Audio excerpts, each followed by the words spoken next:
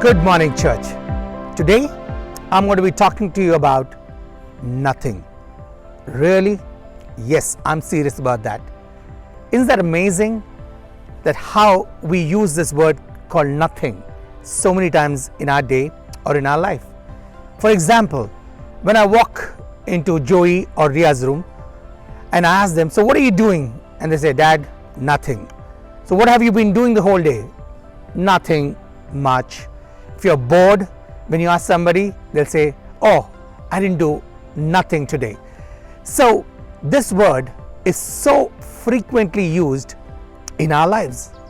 And when you actually look into the meaning of the word called nothing, this is what it says.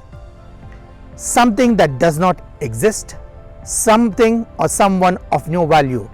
It simply means nothing. In spite of all our nothings, I believe that God has something to do with our nothings. Look at the Bible.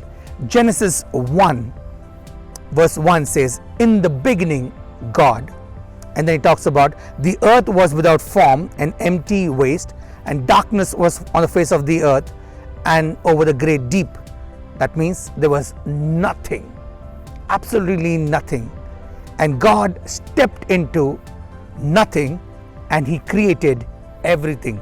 Everything that you see today, the sun, moon, stars, the earth, He created from nothing. Isn't that amazing what God can do through our nothings? So I'm going to just give you a few points about nothingness. Number one, be anxious for nothing. Philippians 4:6 says, so be anxious for nothing, but in everything by prayer and supplication. We are so fearful. There's so much of tension in the air. There's so much of anxiety. In fact, in 1920, when the Wall Street crashed, many people jumped up from the building that they lost everything when nothing was happening. Even today, there's so much is happening, but we have so much of fear. And the Bible reassures us, saying that be anxious for nothing. Don't fear. The second nothing is expecting nothing. Those who expect nothing will get nothing. So it's only by faith that you get something. Matthew 17:20 says, Jesus replied, because you have so little faith, truly I tell you, if you have faith as small as a mustard seed, you can say to the mountain, move from here to there, and it will move. Nothing will be impossible for you. Is that amazing? That if you expect something, if you believe in your heart, if you pray, then God says, then there's nothing impossible for you. So expect something. The third nothing is John 15 verse 5 says, I am the vine and you are the branches. If a man remains in me and I in him, he will bear much fruit.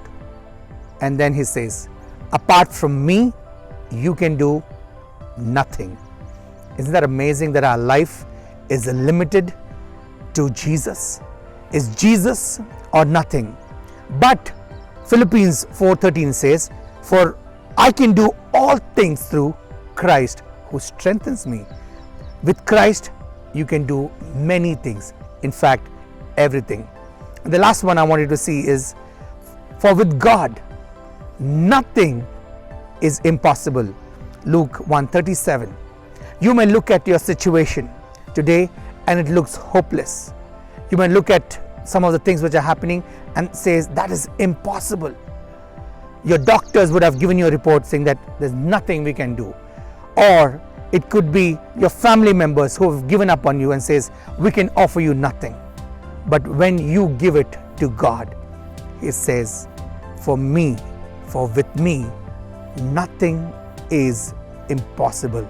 And the key is giving it to Jesus. Your good, your bad, your disappointment, your broken dreams, everything. And when you give it to Jesus, He will take care of everything, because Jesus plus nothing is everything. I remember this song. It says, all I had to offer him was brokenness and strife, but he made something beautiful of my life. That's all you have to give it to God. Your nothingness, your impossibilities, your doubts, your fears, and give it to Jesus, because with Jesus you have everything. God bless.